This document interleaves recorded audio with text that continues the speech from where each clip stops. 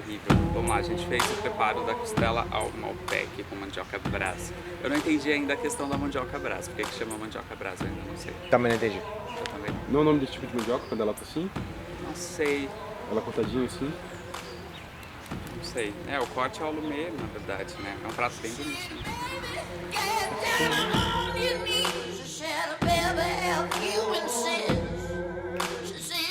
A questão do preparo, a gente dividiu a equipe. Era interessante, assim, organizar todo mundo, cada um fazendo a parte do processo para poder organizar.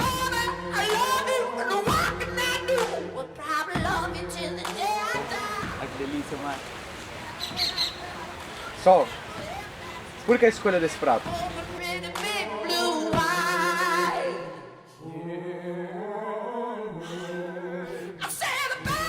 A escolha desse prato, na verdade, é um prato, quando a gente fala de costela, mandioca, une mais uma questão, um gosto nacional, na verdade.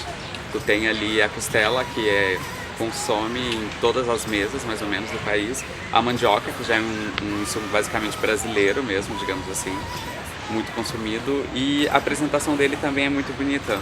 Tem uma apresentação bem linda, assim. I like it. Mandioca é brasileira. Cara, a mandioca é o que fez o Brasil erguer. Sabe, exatamente. O índio não tinha flecha, ele tinha mandioca na época, sabe? Tacava na testa do colonizador, assim. Exatamente, cara. Era bem legal.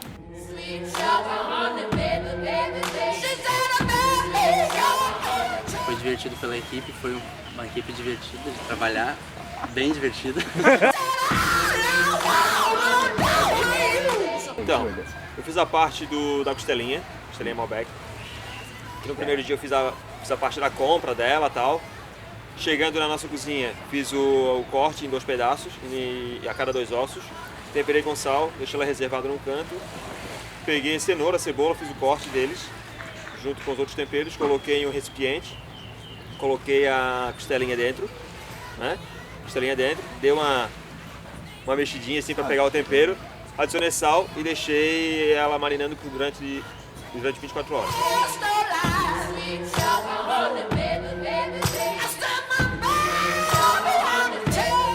Para pegar o sabor, o aroma. Pra pegar o saborzinho de delícia. Exatamente. No dia seguinte, 24 horas depois, né? Peguei ela novamente, tirei do recipiente, separei ela da cenoura, da cebola, fiz o corte do tomate em pedaços pequenos, desculpa. Peguei a costelinha e coloquei em uma frigideira, em uma panela um pouco maior. Selei ela com azeite de oliva, dos 2 lados. Assim selada, misturei os ingredientes que estavam na marinada, junto com o tomate, deixei cozinhando durante 3 a 4 minutos. Assim que cozinhou, adicionei o vinho branco e deixei cozinhando durante umas 3 a 4 horas, para reduzir bem o vinho.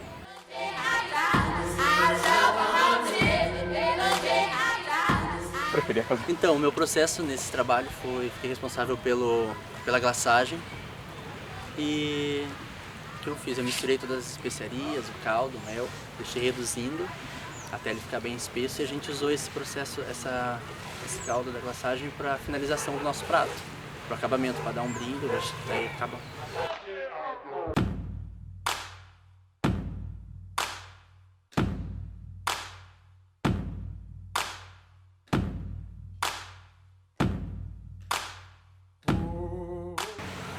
A glaçagem o que seria a glaçagem, né? É uma redução do mel, onde ele fica mais espesso, com as especiarias que são para dar o sabor, para dar aroma. E na finalização ela dá um brilho também no prato, na carne. O meu processo foi a mandioca brás, que seria o seguinte: a gente cortou a mandioca em alumete. Tá com uma coceirinha, né? Nervosismo, né?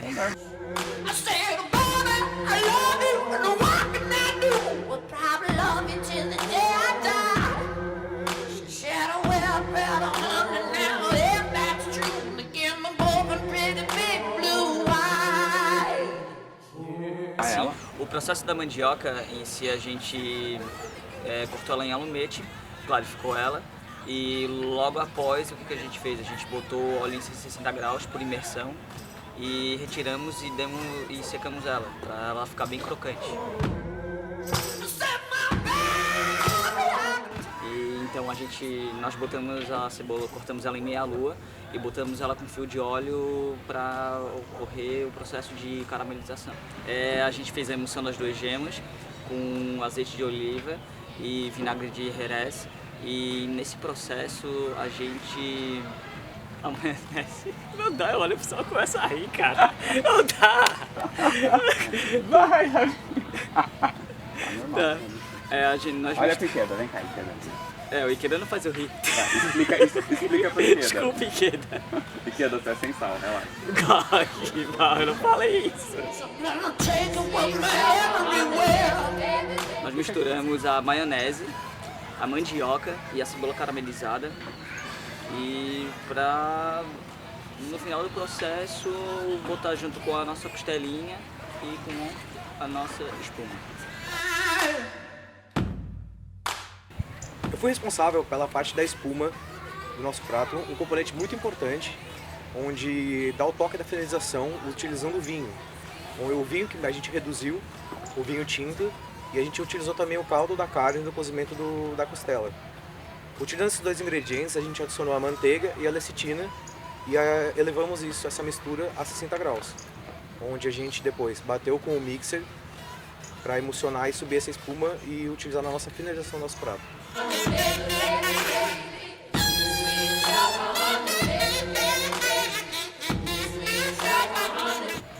Fazendo a separação, separando eu peguei a costelinha, botei em uma travessa, uma forma, e coloquei no forno durante 30 segundos. Depois que eu tirei de 30 segundos, dei uma pincelada com o glace, coloquei novamente no forno 30 segundos, fazendo o mesmo processo durante 3 vezes.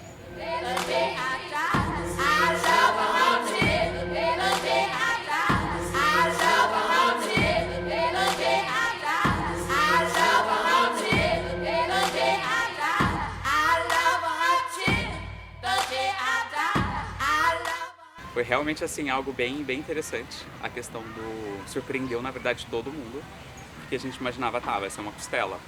Mas quando tu come, traz aquela coisa mais agridoce da glace, aquele mel com especiarias. Nossa, é fabuloso mesmo. Foi um prato bem incrível. E a questão também da mandioca, né? Um preparo assim que dá bastante textura no prato. Achei bem legal, assim, tu tem aquela questão da carne desmanchando, tem aquela questão do agridoce, tudo selado em cima da carne. Tem também a questão da mandioca ali com a emulsão de gemas ali, fica tudo muito interessante, né? Traz uma textura bem gostosa, uma combinação bem perfeita, tu tem várias texturas diferentes, tem a espuma bem aromática também. Isso eu achei bem legal no preparo. Na verdade, assim, a escolha do prato está mais atrelada à questão da proteína, carne e principalmente a mandioca mesmo, né? Porque, assim, na verdade, no Brasil tudo se faz a partir da mandioca. Tu tem uma farinha, tu tem uma tapioca, tu tem uma goma, tu tem tucupi, tu faz tudo, absolutamente tudo envolvendo esse insumo. É um insumo muito nacionalista mesmo, sabe? Ele traz muito essa força, assim, o conceito histórico do índio, o conceito histórico também da gastronomia se desenvolvendo a partir disso, vários tipos de farinha. Pega uma mandioca, tu tem farinhas diferentes no norte do país, no sul do país, texturas diferentes e é bem interessante. Ela é muito versátil, na verdade, extremamente versátil. Sol, me fala sobre a questão, sobre a evolução e a construção da gastronomia brasileira. A questão da construção e a evolução, né? Quando a gente está construindo uma base gastronômica, a gente está fazendo todo o alicerce, né? A gente está buscando, na verdade, ali bases do que seriam, por exemplo, se a gente pensar na gastronomia francesa, ela tem uma base, ela tem um conjunto de técnicas, ela tem um conjunto de coisas que foram elaboradas durante uma adaptação, um estudo, uma análise, e a partir dali eles começaram uma evolução. Você evolui uma coisa quando ela já está consolidada, aí tu tem uma evolução e um aprimoramento, né? Se a gente pensar nesse conceito relacionado à gastronomia brasileira, nós temos hoje ainda uma questão de construção e não de evolução.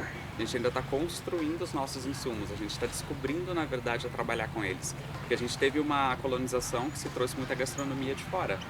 A gente absorveu vigorosamente a gastronomia italiana, a francesa, A asiática entrou mais tardia, mas também é bem presente hoje, japonesa. Isso que eu quero dizer. Mas é bem interessante assim, o Brasil ainda não tem, na verdade, digamos assim, uma base consolidada, ela está sendo construída agora. E nesses últimos anos que o próprio brasileiro veio aceitando seus próprios insumos. Antigamente era considerado prato de pobre. Hoje, na verdade, tu já encontra em grande número, gênero, tipo, pratos de alta gastronomia, de chefes renomados que trabalham muito com esses insumos nacionais. E, tipo, eu acho incrível isso. É uma valorização da sua própria cultura para construir uma base e a partir dessa base tu galga uma evolução, que é o que a gastronomia mãe francesa, a gastronomia italiana, todas essas passaram por esse processo também. Eles não chegaram num certo ponto e falaram assim, nós somos a gastronomia e tal. Eles construíram tudo isso também. O Brasil, na verdade, não construiu justamente pela questão da negação dos seus próprios insumos. O empratamento é muito bonito, tem um corte muito elegante. No caso, assim, a disposição também, as proporções é bem interessante. O corte foi do Júlio, ele tá ali se apontando, mas realmente foi um corte bem legal ali. E a questão também do... Fala sobre texturas. As texturas, eu não falei sobre as texturas, né? Mas assim, o conjunto do prato, as texturas é bem interessante também. Eu acho que poderia ter mais glace. Porque aquela glace ficou maravilhosa. Ficou maravilhosa. Ficou maravilhosa. Se eu fizesse esse prato de novo, eu ia um sopão de glace. Assim. Todo mundo estava bem alinhado, todo mundo estava fazendo o seu trabalho, foi bem interessante, achei bem bacana trabalhar com a equipe. Consideração geral do trabalho envolve muito essa questão também de cooperação. Seria cooperação? Seria mais... Acho que na verdade seria mais...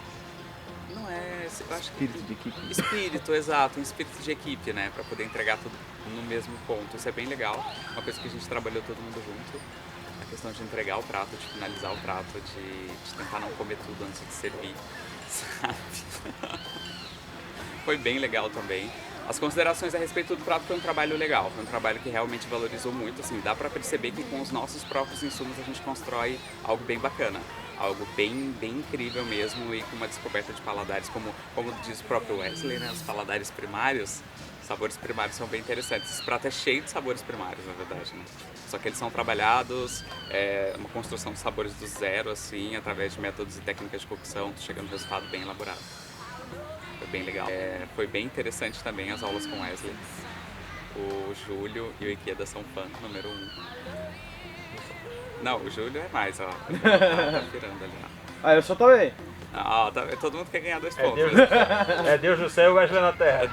Mas foi bem interessante, assim, as aulas de gastronomia brasileira pra gente trouxe bastante essa questão da valorização do prato nacional mesmo, né? Entender de uma forma geral que por mais que nós temos um território muito amplo e muito imenso, não existe um prato que define o brasileiro, né?